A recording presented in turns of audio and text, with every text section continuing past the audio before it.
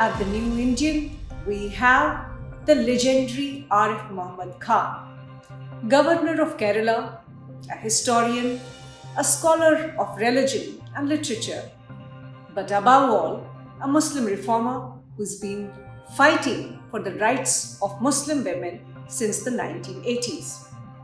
He's also been a legislator, a union cabinet minister, and has enjoyed the confidence and trust of Prime Ministers like Indira Gandhi and Prime Minister Atal Bihari Vajpayee. Welcome to Reason, the New Indians platform where we ask the questions to get to the reason behind the issues that concern you. Welcome, Arif Mohammad Khan. Thank you very much. I'll begin this conversation with the most obvious question. You've been in politics for a very long time, but in the new millennium, you actually ended your political career. Is it because there is no scope or no room for Muslim reformers or perhaps Indian nationalistic leaders like you, but with a Muslim name? Do you think there's no room for such people in Indian politics? No, I don't agree with that proposition, because even after 1986, I was elected to Parliament. I was I was a minister. But it is true that not just in India, anywhere in the world, people who are more interested in or who focus on not just day-to-day administration of their societies, but they are more interested or more focused on reform, they find it very difficult. And not just in India, even in other countries. So that is not the reason. The real reason that I withdrew from active politics was that I started very young. I was just 25 years when I first time became minister, a member of the Legislative Assembly of Uttar Pradesh. Then Centre also. I was the youngest minister of the Council of Ministers. And my first love has always been books. In school days, in the university days, no sport, no other activity ever interested me. I hardly know anything about these sports. The only thing which attracted me were books and debate competitions. So I thought now enough is enough. And I tell you, I'm saying it with all sincerity, that since 2007, when I have taken a conscious decision to withdraw from party politics, I did not become inactive, but electoral politics I said goodbye to. Till 2019, when I came to Kerala as governor, this is the period of my life which I have enjoyed most. I was, as I told you, I was with my first love, books, all the time. And not only that I was reading, I also started writing during this period. Overall, universally, reformers have had a tough time throughout. No, tough time as far as politics is concerned. Otherwise, what is tough? And yet, almost every political party sought you. The Congress wanted you, the BSP wanted you, the Janata Dal wanted you, and the BJP also. No, that is not correct. In fact, it was the other way around. Nobody wanted to touch me. I'm honestly telling you. Nobody, even till 2017, Congress, there was no way. If you recall, after the assassination of Rajiv Ji, my election was to be held in the last phase. And it was due 2 days after Rajiv Ji was assassinated. Election was postponed. I came to Delhi. I participated in his last rites. And by that time, Narasimha Rao Ji was elected president. Or he took over the charge. I wrote a letter to him which was published by Times of India, the paper in which you worked for a long time. On the front page, my letter was published, where I offered to him that you make an assessment. If you feel your candidate can fight the election there, and I don't want you to give me reasons, the grounds on which you have come to this conclusion. You just inform me, I will withdraw my candidature. I can't withdraw my candidature, but I will go and I will canvass for your candidate. And 3 days later, I was invited by Shri Vasan Sati to come for breakfast. And he asked me, you had met Rao Sahib? I said, yes. So he has asked me to convey something to you. I went to his house.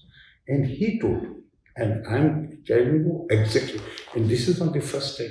I have told this even to those whose names were mentioned in that conversation. Vasan Satiji told me that Rao Sahib says that our candidate will not be able to secure even his security deposit, save his security deposit. But we can, if he cannot save his security deposit, I can't ask you to withdraw. But we cannot accept him because family is against you. When Sonia ji invited me in 2004, I told her this. I said this was the message which I received. And BJP, for someone born in a Muslim household, it was like a glass. It was a tough decision to take. Everybody knows. Even as Congress minister, the kind of relationship that I had with Atalji. I used to be the only one from the other side, and that to a minister who used to be invited by him for family functions. That kind of relationship I had. But then, possibly, I did not have enough courage at that time. I must admit it frankly, I did not have enough courage at that time. Although Shabano had already happened, but still I lacked the courage to make common cause with BJP. And secular parties, they were very nice to me personally. Why didn't you have the courage? Well, I thought that already I am like an outcast after Shabano. And if I join BJP, then I will be open to all kind of charges that actually whatever I did because I was in secret league with BJP and I wanted to pursue their agenda. That kind of thing was in my mind. Do you care about these charges now? No. That's a long time back. One day when Mr. Rajat Sharma, he's there, he came to my house and he told me some comment which Atalji made about him. On that very day I decided. What was that comment? That I won't tell you, you can check with Rajat Sharma. He said, this is what Atalji today said about you. And he wanted me to convey this to you. And he was Prime Minister. He was the Prime Minister. He was at that time Prime Minister. So I told Rajat Sharma that I am greatly touched by what. So that changed. I said, no more I have any hesitation, but still there is one obstacle. The problem is that he is in government. I have left governments, I have never joined a party which is in government. Therefore, I will go and tell him right now that this was the beginning of the end of the 4th year or beginning of the 5th year. Elections were still 1 year away. 2004? No, this is 2003. 2004 elections happened. So I said, the day elections are announced, I will join. And I joined. I kept my promise. I was totally crashed that day. And I regretted that why I was so fearful and why I lacked courage to do something which my inner self wanted to. After 5 decades of struggle as a reformer, how does it feel now that the triple talaq, for example, was one of your campaign issues? Of course, Shahbanu case as well, where the Supreme Court finally, after years, decades, gave a judgment which was along the same lines you were fighting. How does it feel after 5 days? I can't thank my stars enough. Because if you take up some cause of social reform, even by definition, you are going against what people believe in or what they practice and is a confirmed habit, the zone in which they feel comfortable. Anybody is speaking, by very definition, I'm not just talking about me. So they don't like anything. Everybody has faced this crisis. Those who have tried to venture into this arena, they all have faced that crisis. People initially do not like it, but after some time, when awareness starts coming, because that action of that particular individual starts a debate in this society. And after some time, when people realize that what we have been so far, what has been our practice, it is actually injurious. And we need to reform ourselves. By that time, that person is no more on the scene. So they remember him with fondness. They recall his call, but during one's own lifetime, there are only very few examples. Do you think in your lifetime? My lifetime, I had the opportunity to, that is why destiny is also, niyati is also very important. I got this opportunity to defend the decision of the Supreme Court. In the Shabano case in Parliament, I spoke for 1 hour, for so many years. Even on the day when voting took place, I stood up in my seat and I said, I am going to follow the whip of the party, but I keep my right reserved to continue my campaign against this obnoxious legislation which will push Muslim women back into 6th or 7th seat. In one of the interviews, you said it was Najma Heptullah who became instrumental. When people mention Najma Heptullah, I have not made. In fact, I was not even aware of that. Maulana Ali Mia, chairman of the Personal Law Board, in his autobiography, the leaders whom he has thanked and he has given credit for lending great support to the movement of Personal Law Board. He has especially mentioned two women, Mrs. Najma Heptullah and Begum Abda Ahmed. It is he who has mentioned. I was not, before reading his book, he has given the details, how she was the conduit between Rajiv ji and him. In his 4th or 5th volume of his biography, he has given full detail. Honestly, I was not aware. A Muslim woman was actually siding with the clergy of Muslim society, and you as a man were standing up for Muslim women. Well, it is for people to see. But coming back. But then I will say one thing.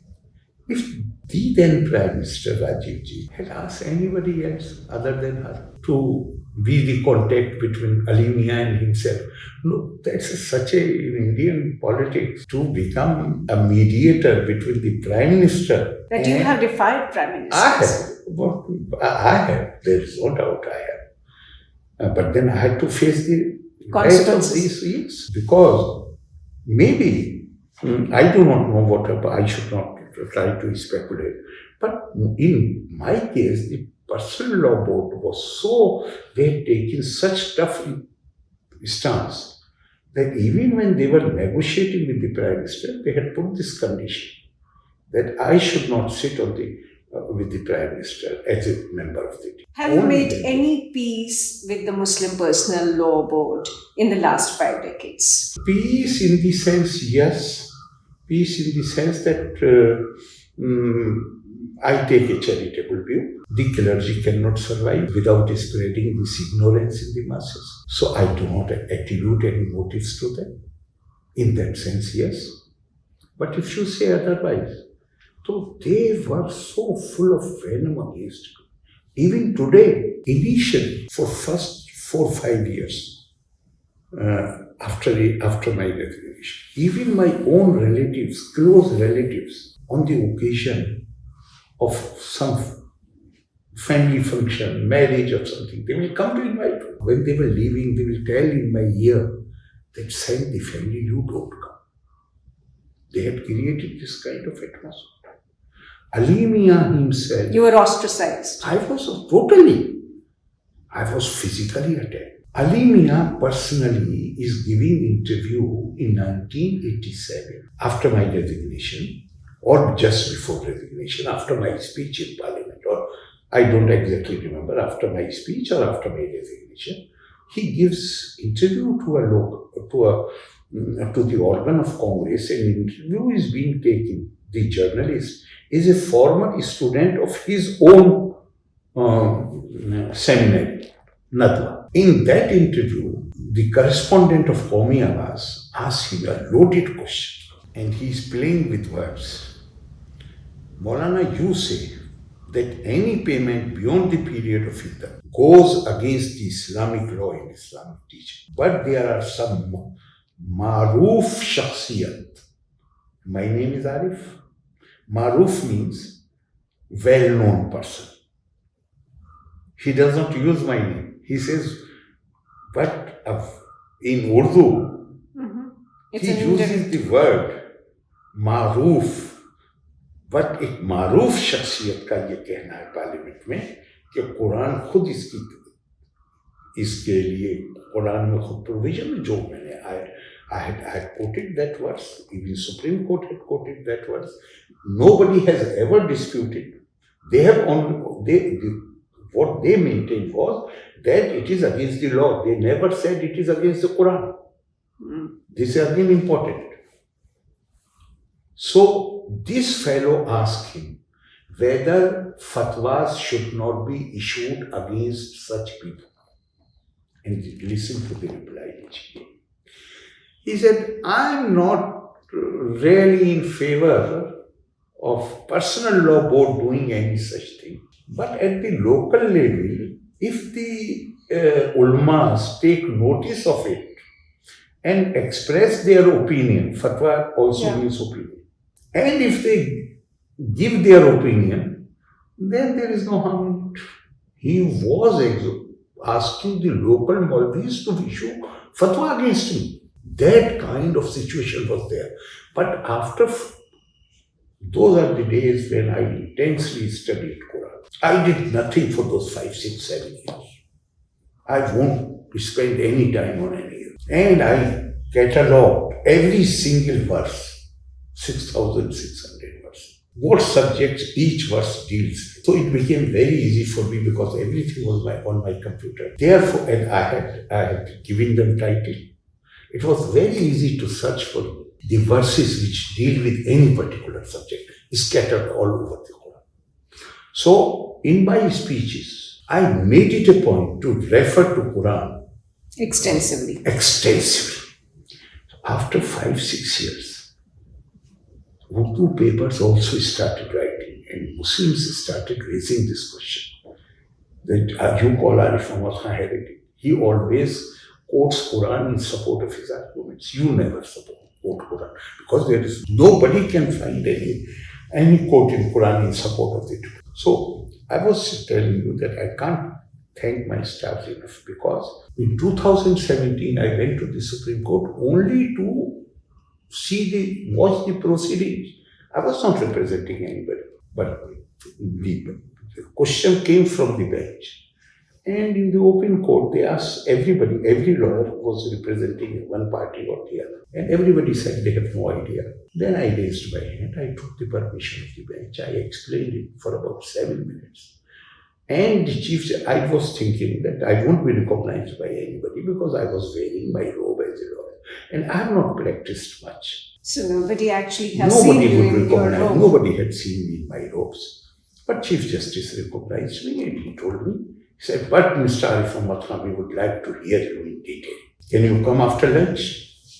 This was around 11:30. I said, as you wish. And they gave me full time. I spoke for about 57 minutes on the first day. And they also told me that the day concluding submissions will be made, you will also do. Then I went very well prepared with documents. And first day I had nothing with me. I was only in my robes. I had nothing with me. In the audience. In the audience. Like many other lawyers, I was sitting there and listening to the submissions which were being made by various parties. So, I'm really fortunate in this sense that Parliament I had the opportunity to defend the Supreme Court judgment. In Supreme Court, I had the opportunity, courtesy the bench, that I could put forth my viewpoint and speak for these women, very brave women, because they lacked resources. They did not have even money to engage any good lawyer. The senior But lawyer, they trusted you. no, actually, they had not engaged me. The senior lawyer who was engaged by the advocate on record did not charge them anything. Even the advocate on record did not charge them anything. They did not have money. So I came on the scene. It was sheer. So you have won the battle. Not only won the battle, but fortunately, at that time, a government had come into power which was sensitive enough to realize that Supreme Court judgment alone cannot stop the civil practice. It continued for another month. Yes. More than 500 cases after Supreme Court judgment. In fact, if you look at it from this angle, then there was already a Delhi High Court judgment, which was not challenged by anybody in the Supreme Court. So the law was in So judgment was already there. Now everybody came to know about it because Supreme Court had given the judgment. But that continued. One case happened in my former constituency also. Then I wrote a letter after 1 month when this case happened. I took 1 month to get that issue resolved. And finally, when it was not resolved, then I decided to write to Prime Minister. As I said, that Prime Minister was sensitive enough to see the point. He called me. We discussed the issue threadbare. And I had gone prepared. In fact, when I wrote the letter, 6-page letter, it was full of opinions of classic scholars, not modern scholars, and precedents, and even opinion of those whom the scholars of sect, these scholars belong to the sect, which Muslim personal law claim to represent. Even their opinions I quoted. So I went prepared because I had written the letter. Prime Minister office called me to come there. I had discussion again with him for about an hour, and he assured me. He said, I also have. He said, now you don't need to approach anybody. I have understood. And next day, I had meeting with the officers of the law ministry. These meetings continued for 2 days. Whatever material I had, including the material from Pakistan, because they have already they had banned it in 60s. So everything I handed over to them. And within less than 10 days, a draft legislation was submitted to Parliament for consideration. Although it could not be passed in Rajya Sabha, it was passed only in 2019 when BJP was able to secure manage majority in the Rajya Sabha. But government started taking action on that. So finally the law also came. And the recent figures, which have been official figures, there has been drop in the divorce rate in the Muslim community. More than 90% drop. Well, that certainly is a huge victory. That brings me to the next question. In the last 7 years, under Prime Minister Modi's government, we have been hearing voices from the Muslim community who think that Islam is under threat, that Muslim society in India is under threat, that Muslims are continuously being discriminated against by the BJP government, by the so-called Hindu or Hindutva fascists. Is there any modicum of truth? I have no right to sit in judgment over the... We are a free country. Everybody is entitled to his views, whether they are based on facts or mere speculation or figment of their imagination. Everybody is entitled to it. When you have the freedom, you have freedom not only to speak the truth, but you also have the freedom to say things which are not true.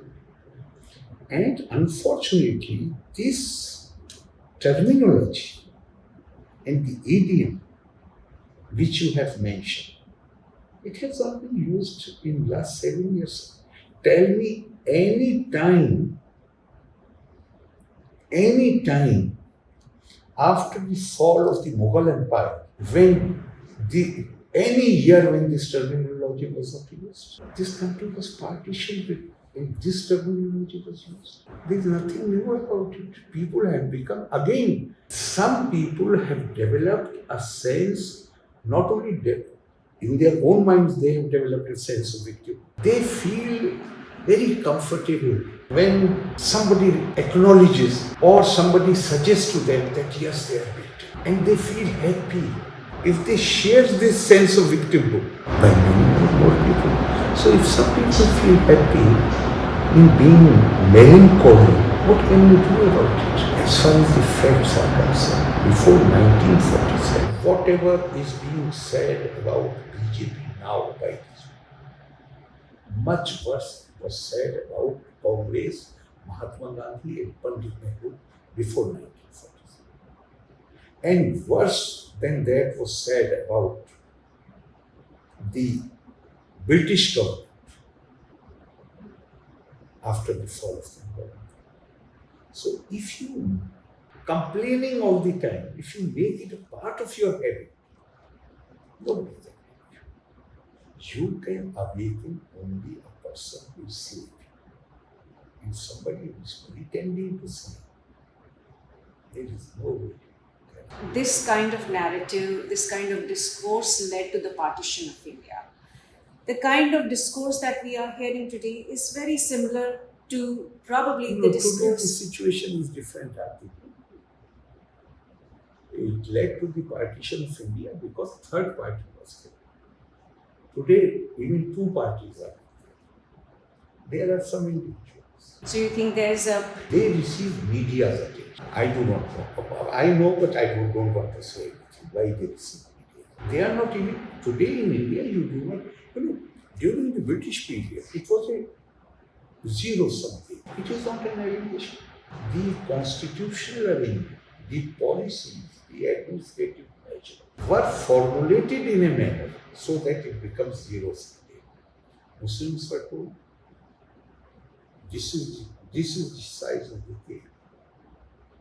If you will behave, you will get more than what is your time. Hindus were told the same thing. Therefore, for 110, right in the beginning in 1860 or 57 was the uprising. Yeah. About a year later, after the British took over, the Home Secretary, official minutes are there, that if we pursue a policy which gives rise to unity of action and thought among Indians, then politically it should be compared. Hamilton's noting is there on the file, it is on the internet. And if we adopt policies which create division, it will become very problematic for the officers of the job. But taking everything into consideration, the later course is more perfect. So they had taken a conscious decision. Now it became sort of habit. I am a Hindu or I am a Muslim, then I will view, if I am a Muslim, I will view the Hindu not only as other, not only as different, but one with whom my interest clashes. It is not only that religious practices are different, but secular interests are not only different, they are mutually hostile. That became part of our. I've been so many years I'm trying that now India is not a zero-sum game. We all have equal rights. We are citizens of this country. As a Muslim or as a Hindu, the constitution does not give me any special rights. But as a citizen of India, it gives me all the rights. And yet Muslims opposed CAA. They also opposed revocation of 370. Now you are saying the Muslims oppose. You know, again, sometimes minds are impacted, some major things happen. They impact. A section of the Muslims, yes, opposed. But because for so many years we have become Christians, so many spokesmen. If some people are more vocal, more assertive, more abusive in their utterance, we recognize them as the spokesperson. There are many people who are very sensible response. They are not even counted. And the proof of pudding lies in it. How many people, all those things which were said during the CA agitation, that we will be deprived of citizenship. Can you give one example where any person has been deprived of citizenship? Leave aside India. The Assam and Bengal, where the problem started from, and where this law came into effect many years before CA was introduced into Indian Parliament. Has any single person been in Assam or anywhere in that area has been deprived of this citizenship? In fact, we have not been able to expel even those who have been identified as foreigners. And the parties who were engaged in this agitation for years, they were in power. And they expressed helplessness that we are not able to expel it. You said India is not a zero-sum game anymore as it was under the British, but we continue to be facing two hostile neighbors. We have China on the one hand and Pakistan on the other hand. Do you think that India is in that safe zone where Hindus and Muslims can be continuously in a confrontational mode? Because in the last 7 years, all we've been hearing is Hindu-Muslim divide. You are right. That is very unfortunate. Very unfortunate, because partition was demanded and accepted as solution of the communal problem. But there was one man apart from Maulana, who repeatedly said till last week that this will not be solution. This will only institutionalize the problem. Now these conflicts will define the relationship between it. So unfortunately, people like Maulana are not really heard during their lifetimes. But even the hope which he had expressed has been proved to be futile. He said that Muslims today have reached a stage in their thinking where they can see reason only after they experience the pain. Do you think Pakistan has seen the reason after? No, that is why I am saying that even that hope which Maulana had expressed, that at least in future we will learn lessons from it. That's why I am saying even that hope has been belied. He said that from experience, today you cannot make them go back on this thing. But when they will experience the result of the partition, then they will understand what a blunder they. That hope has been belied because not only partition could not teach us any lesson, even the partition of Pakistan splitting into two within 25 years, it could not teach them any lesson. So what is wrong? Where have Muslims gone wrong? I won't say Muslims. I would say this particular mindset, because there were many Muslims even before partition. Maulana Azad was not only an ordinary Muslim, he was a leading scholar, he was commentator, his commentary on Quran, he was a real scholar of Islam. But many Hindu right-wingers actually say that Maulana Azad was very regressive in his thought. Do you agree with that? No, I do not agree, but there was people evolve. They are not born with wisdom. The early phase of Maulana Azad, yes, there are things which one finds out difficult to agree with. He was a great advocate of pan-Islamism, for instance. But the way he maintained silence after the collapse of the caliphate led people to believe that whatever Maulana was saying, the strategy of Mahatma Gandhi and Maulana was, they were uncomfortable with the Muslim response to the freedom struggle. They were very very cold. So Mahatma Gandhi and Maulana Azad, their strategy was to use the Khilafat to bring them into this fight against the British. Because those speeches of Maulana Azad, which he has made during the campaign of Khilafat, yes, Pan-Islamism is there, which even the Arabs don't believe in. But today, Kamal Ataturk declared abolition of Khilafat. Maulana did not speak even a word of protest. You in your life, you pass through many phases. A human being evolves. You are not in India. When we say Ditya Janam, what is Ditya Janam? I was born to my parents. Then what is the second birth? Second birth is the process of being evolved. So Maulana Azad, you can't defend everything about Maulana. But Maulana Azad was a man of vision. He immediately realized, even at that time, that these things are not going to last. Concepts like Khilafat. He did not utter a single word of protest against Kamal Ataturk, whereas all other Muslim leaders who were engaged in the Khilafat movement, they used abusive language against Kamal Ataturk. Maulana Azad did not say a word.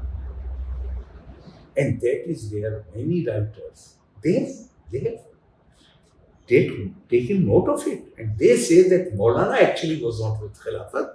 Maulana was using Khilafat to make Muslims fight with the British. So, still there can be many things. It is not necessary that when you praise one aspect of the personality, it does not mean that you are praising every action. Maulana Azad was clearly a non-believer in Ahimsa. Maulana Azad had joined the extreme Hindu outfits which came into existence after the partition of Bengal. Those militant groups Maulana joined, and Maulana was initially, they won't admit Maulana into their circle. Why?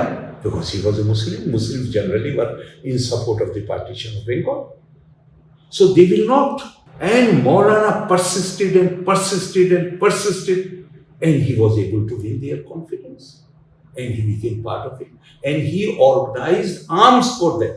This is before Khilafat. He joined the Bengali Hindu youth militant groups. There was no other Muslim in those outfits. That brings me to the question of the larger Muslim world. Saudi Arabia is also changing as the rest of the world is.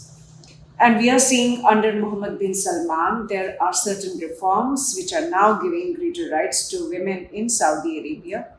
At the same time, we're seeing, for example, in Afghanistan, Taliban is back in power with the help of Pakistan Army. Where is the Muslim world really heading towards? Is there a churn? Is it really progressing, or is it regressing given the situation in our immediate neighborhood? There is one tendency, general. We see communities as monolithic groups. They are not. And the two examples you have given, they are the best example to show that if you receive proper education, then there is no way you can continue to live as you were living before. Saudi Arabia is the best example. Saudi Arabia, now it is the third generation. And it is not like India that during the British period, the children of the elite, Indian elite, going to university. It were the Indians who were trained in the British university who led the freedom movement. Look at it. Saudi Arabia, the number of young men and women who went to receive education after this oil money started coming is much, much larger. Because the beneficiaries of that money, the net was very wide. Money is huge. In order to protect their own money, they also distributed money to their people. They did not have the universities. So everybody would send their children to either to UK or to USA or to some other university. And when you have this army of young graduates who have been trained in Western universities and you want to continue with your old tribal traditional style of life, that is impossible. On the other hand, in Afghanistan, the education is not widespread. So it is not being Muslim or non-Muslim. Except that India did invest in libraries and universities in Afghanistan in the last. But it takes time. It does not happen suddenly. These things take time. Not only India invested, even they opened in these years, last 20 years. 20 years are not enough. It took 3 generations for Saudi Arabia to build the Karachi, where Mohammed bin Salman has no option but to act. It does not happen in 20 years' time. So you see hope in the Muslim world? Everywhere you can see hope, provided you give proper education. I will give you another example. Make a survey. How many children on an average are produced by those who live in Aligarh Muslim University area? And in the same city or the neighboring city where the Muslims are without education, what is the average of child? Area where the people belonging to the university community live, Dudhpur area or other areas, you will hardly find even 2 children per couple. Other places where education is not there, there may be 6, 7, 8, 9. So it is education which makes the difference. You have often said that you are not a leader of Muslims. You are a leader, or you could be a leader of Indians. Has the Muslim community in India understood this difference? I do not know whether they have understood. But I know that when I fought my first election from my home constituency, then I went to everybody for vote. After winning the election, and people voted for me, because Muslims are not in majority. When I fought my parliamentary elections in a constituency which had 12% Muslim, less than 12% Muslim population, and I win that, with whose vote I win? Of Indian citizens, regardless of their religion, affiliation. And after getting elected, when I come to Delhi, I try to style myself or project myself as leader of the community so that I can secure some special favors. No, I will not. 1980, my first year in Parliament, my interview to Senate, I said, God has blessed me with this huge country and great cultural heritage. Why I should limit myself to responsibility? Why God, if I believe, then God was not aware that if I take birth in India, what kind of society it will be? He wants me to fight with everybody, or He wants me to live in peace with everybody. I'm not saying it today. In 1980, I was just 29 years. A lot of Muslim leaders today, like Owaisi, they have been using their Muslim identity continuously in politics. In fact, all of politics revolves around religious identity. It all, Kirti Yanti Gota. Everyone does according to the disposition on which one is born, or I would say, this has been said by Mahabharata, but I would say, or those who refuse to evolve, who refuse to take into consideration, they refuse to open their eyes. There is one natural state in which you are born. Then there is cultural state when you evolve. The law of nature is Matsya, law of fishes. Law of fishes is where strong devours the weak. Law of culture is strong takes the responsibility for dignified survival of the weak. If you work for human rights, the minority rights are automatically ensured And you become acceptable to everybody because you are not making any discrimination. I am totally against any special rights. And I am not saying to you for the first time. I have spoken in Parliament, I have spoken outside because I see that asking for privilege, special rights, inequality and special rights are two sides of the same. If you give special rights to any community, it gives rise to heartburn, jealousy, dissatisfaction. And if you ensure equal rights to it, then it all depends on your talent and merit, your hard work. Constitution has chosen, some mention is there in Constitution, but if you look at it carefully, I've tried to point it out several times. And people who know law, they have mostly agreed.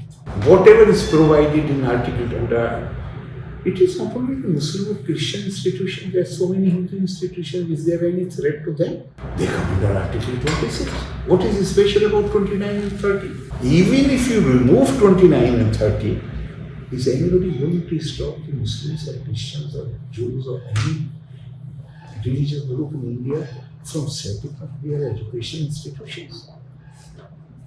What is prohibited is government cannot set up an institution for the benefit of one community.